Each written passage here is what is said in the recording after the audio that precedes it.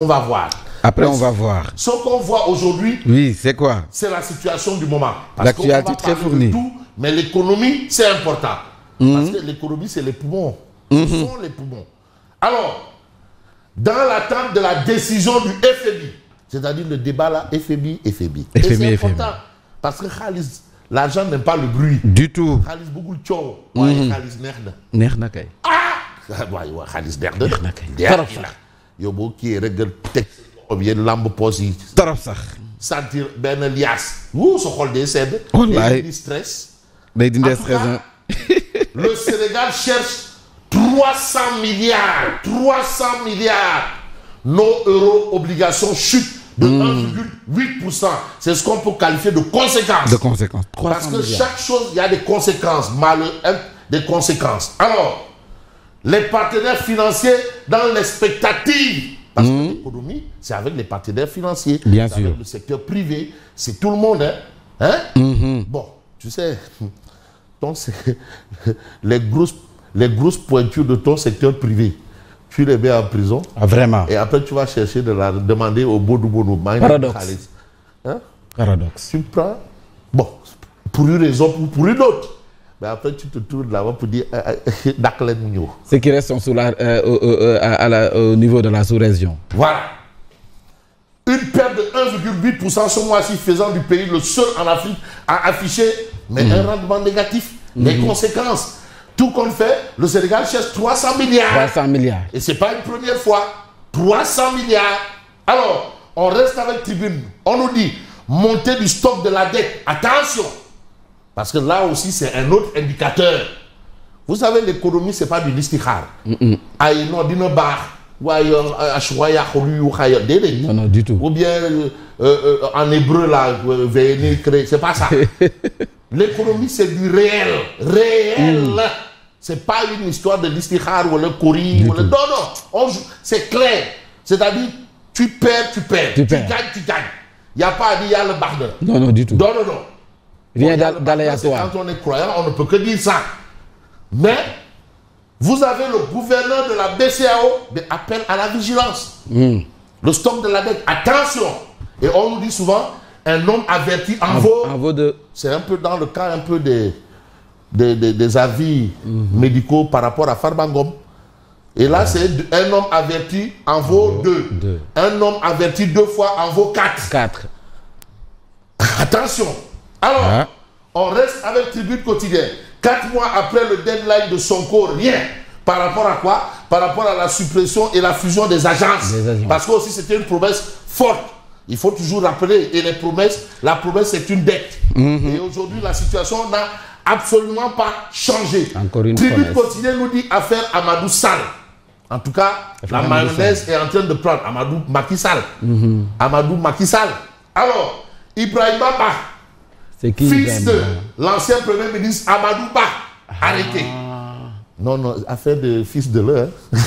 Le premier ministre, c'est une histoire de fils de. De fils de. Ah, nous, fils de divers là, on n'est pas dedans. Fils de. On est épargné. Non, on est épargné. Non, bilaï. Fils de. Yo, Dorobi Yaye, pain ton mayonnaise, doit une sucre.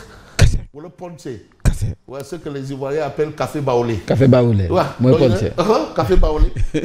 Ibrahima Ba, fils de l'ancien premier ministre Amadou Ba, arrêté. Mais vous avez notre confrère Seydi Nassek qui fait une production intellectuelle par rapport justement, et bien justement à l'affaire Wali Balago, intitulée Le combat de Wali. C'est-à-dire Wali, il fait toujours face à des obstacles. Donc Seydi Nassek, notre confrère, évoque un peu. Mais la question, c'est qui en veut à Wali? C'est la question qu'il se pose. Une question qui mérite d'être posée. Qui en veut à Wali? Mais vous avez le Dakarois quotidien qui nous dit Cour suprême. Mais battre au tapis. Au tapis par KO ou bien tapis vert, on ne sait pas. En tout cas, il est au tapis. Abbas Fall confirmé maire de Dakar. Maintenant, le Borom Dakarou, c'est Abbas Fall. C'est Abbas Fall. C'est lui le Borom Dakarou. Parce que la Cour suprême a confirmé, voilà, la décision du Conseil municipal, mettant en péril la décision des électeurs de Dakar. Et quelle est la thèse la décision du conseil municipal au-dessus de la décision des Dakarois. Des Dakarois. Voilà. Il parlait de l'usurpation du destin. formule de Trotsky. De Trotsky. Usurpation du destin. Du destin. Ça, c'est les trotskistes. Attention. Non, attention. Il y en a eu des trotskistes ici. Ah oui, les Mahmoud Saleh, c'était de gros trotskistes. La Ligue communiste des travailleurs. Attends, doucement. Mimi Touré. Mimi Touré. Mais Doudou Sarr. Amar Sarr, Doudou Sarr. Doudou Sarr. Doudou Sarr. Coup d'état rampant. Ça, c'est des méthodes trotskistes. Alors, non, c'est que Fidal a fait tout ce qu'on a aujourd'hui. On l'a toujours vécu. C'est pas nouveau. En tout cas, justice tenue de l'audience d'Abdou Nguer. Mais qu'est-ce qu'on reproche à Abdou Nguer? C'est la question que se pose tout le monde. Non, c'est qu'il faut prendre au mot les tenants actuels du pouvoir, mais un verdict doit être bien rendu. Vraiment. Mais aussi, les enquêtes préliminaires doivent être bien tenues. Mais aujourd'hui, vous avez, mais son avocat met la pression. Son avocat met la pression. Présumé détournement de 37 milliards de francs CFA. Laser saisit la justice contre Pape Maroua Diouf. Oui. Ça, c'est une autre paire, bien entendu, de manches. Mais on ne va pas faire la manche. On va essayer de voir un peu le titre de Direct News. Oui. Verdict de la Cour suprême, barre effacé. Effacé. On va les effacer. Ah bon? Barre effacé, entre guillemets, de la mairie de Dakar. La chute du guerrier Barthélémy Diaz. Avec lui, on va dire que bon sang ne saurait mentir. Tout est perdu, fort l'honneur. Ah, fort l'honneur. Mais bien sûr. Mais ce qui est sûr et certain, c'est le titre de Walf Quotidien. On a réforme du code des impôts, du code des investissements et de la retail. Ça, ce sont de nouvelles réformes. Recherche effrénée de financement. En réalité, tout ce qui se passe, ce qu'on a eu à l'Assemblée, ce qu'on a eu un peu partout, ici et là, c'est les recherches de financement effrénées. Voilà, les diasporas Bongo Man Bongo, Gewel Bongo, tout ça, c'est de la recherche effrénée de financement. Les députés de PASTEF bénissent la surtaxe, c'est une bonne chose. Ils ont béni la surtaxe. L'opposition réclame la suppression des fonds politiques et la baisse des salaires des DG.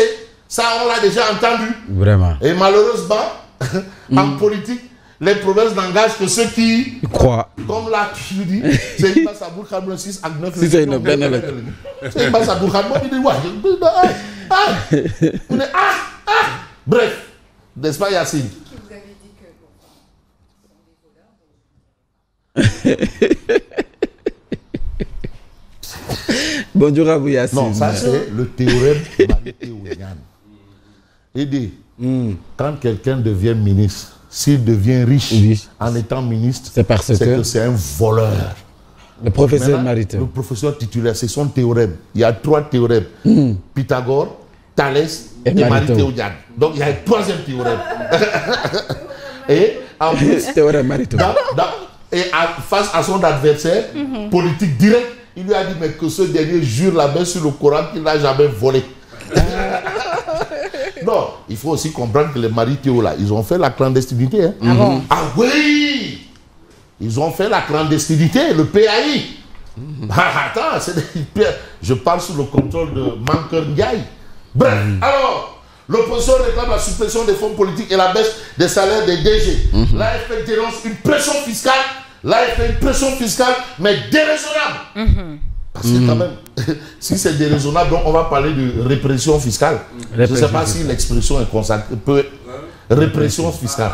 Ça peut être consacré. Ah oui. Ça s'impose à l'usage. À l'usage. À l'usage. Pression, oui, jusque-là, ben, apparemment. Avec, il n'y a pas d'équité fiscale. Ouais, et on parle de surtaxe. Justice fiscale. Ouais, il n'y a pas de justice fiscale. Donc c'est la répression fiscale. Chaque citoyen contribue selon ses moyens. Voilà, répression fiscale. Mais on reste avec le cas Amadou Sall. Division des investigations criminelles, Ibrahima Ba, la garde à vue et la zone d'ombre de 30%. La garde à vue et la zone d'ombre de 30%. Vous avez ici pavillon spécial, mais alerte médicale autour de Farbangom. Farbangom a été... Mais le pavillon spécial, il n'y a rien. Vous savez, à l'époque, c'était à Le Dantec. Mais Le Dantec est en chantier. On peut vous prendre rapidement et vous amener à l'hôpital. Mais dites-vous, entre Rebus et l'hôpital principal, beaucoup de choses peuvent se passer là-bas. Avec les embouteillages. Oui. Absolument. Beaucoup de choses peuvent se passer là-bas. Voilà. Et aujourd'hui, on nous dit le maire de Agnam transféré à l'hôpital principal dans la nuit du mercredi au jeudi.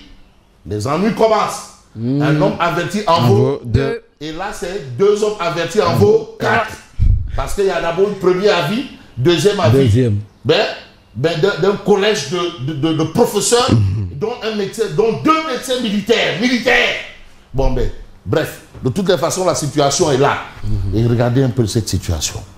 Yacine, moi, je m'arrête un peu sur le professeur titulaire de Cheikh Ismaïla Madior Fall. Oui. Une sommité. Mais des gens qui hissent le drapeau du Sénégal, mais là où on parle de savoir dans le monde. Hein? Voilà un homme qui se retrouve dans une situation vraiment qui n'honore pas, mais son rang. Et si tu vas dans le fond, franchement, il n'y a pas matière. Regardez-moi ça. Ismaïla Madior Fall, professeur titulaire de Cheikh. Un homme qui a façonné des matières grises. Des gens qui illuminent aujourd'hui en la matière son domaine de prédilection un peu partout.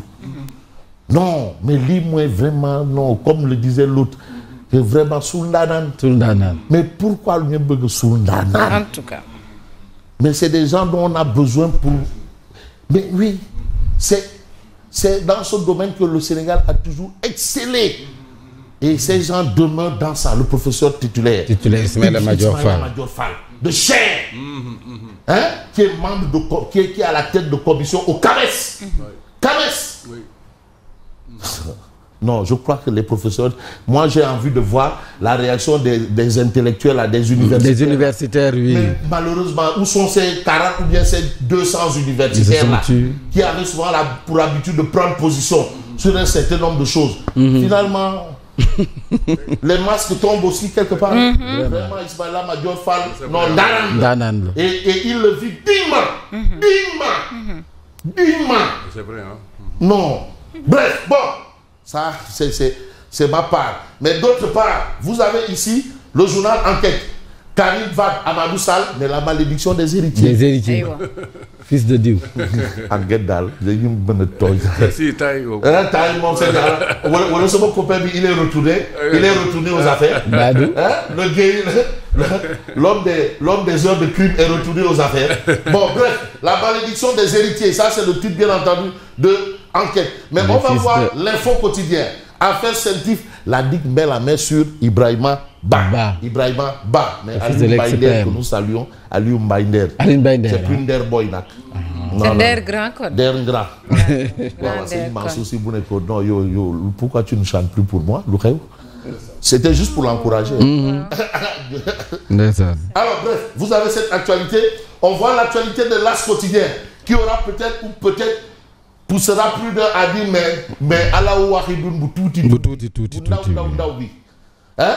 Cher Bamba Dieye, toi aussi. Allah ou Wahidoun Boutouti. Petit Allah ou Wahidoun. Vous connaissez Allah ou Wahidoun? Vous le connaissez? Ah oui, un vieux charismatique. Qui a amené la journée Cheikh Ahmadou Bamba à l'UNESCO, à la maison de l'UNESCO en France. Machallah. Hein? Allah ou Wahidoun, Cheikh Abdoulaye Dieye. Allah ou Wahidoun. Il avait le phrasé tranchant. Mais c'était des sommités. Oui, mais à l'élection présidentielle de 2000, il y avait un journaliste là-bas. Hein? Ah si, un journaliste. En 2000, il y avait quelqu'un qui était journaliste. Il y avait un journaliste parmi les candidats. C'est qui? Il y avait... Waouh. Ousseynou Fall. Fall. La grande révélation. Ousseynou Fall. Il avait damé le pion à des sommités. Ah ben voilà. Bon ben après on a eu le parti Khaoumalad Albouri Ndiaye. Tout ça c'est le Sénégal. Alors, Khaoumalad Albouri Ndiaye. Bon, grosse colère à l'AIBD SA. Les travailleurs préparent une riposte foudroyante. Donc Allah Wahidoun Boutouti. Cheikh Bamba Dieye. Il a du pain sur la planche. Boutouti. Appel public à l'épargne, APE, le Sénégal cherche 300 milliards. 300 milliards de Khalis Bidougou. Bouloir de bagage Bidougou. Bon, le quotidien de relais, OCDE, risque pays. Le Sénégal proche du 4e sous-sol. Proche du 4e sous-sol. Oui. La notation du pays passe à 6. Oui. Comme la Guinée, le Rwanda ou la Corée du Nord. C'était à 5. À 5. Et c'est passé à 6. À 5. Le Sénégal perd son statut de meilleur élève. Ouais. Et le Bénin, le président béninois, saluait les performances de son homologue sénégalais. Mais les choses commencent... C'était vers 2019. Ah, attention. Assez compliqué. Ah, c'est assez compliqué. Les complications commencent. Vous savez, l'économie, c'est pas du listihar.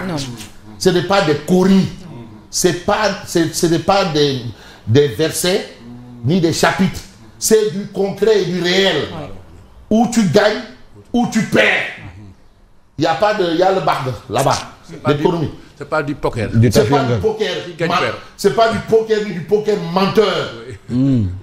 Ah oui, poker menteur. Mais c'est le titre d'un livre. Hein. Oui, si, le poker menteur. Oui. De signé de Abdou Latif Coulibaly. C'est pas grand can. C'est CAD. Taxi le journal. Ouais.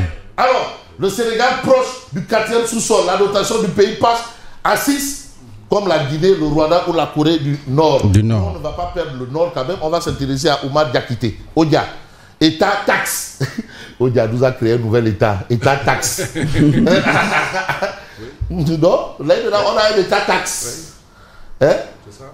On a agité un moment parti-État, mais maintenant on parle d'État taxe.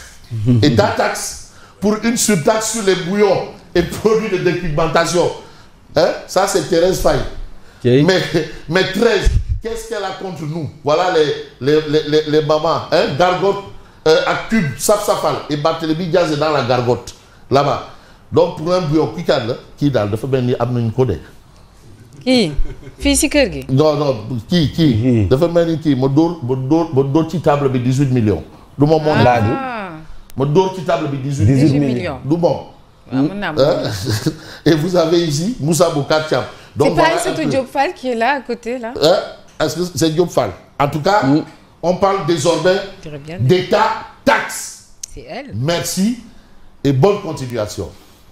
Merci beaucoup Lucien. À tout à l'heure.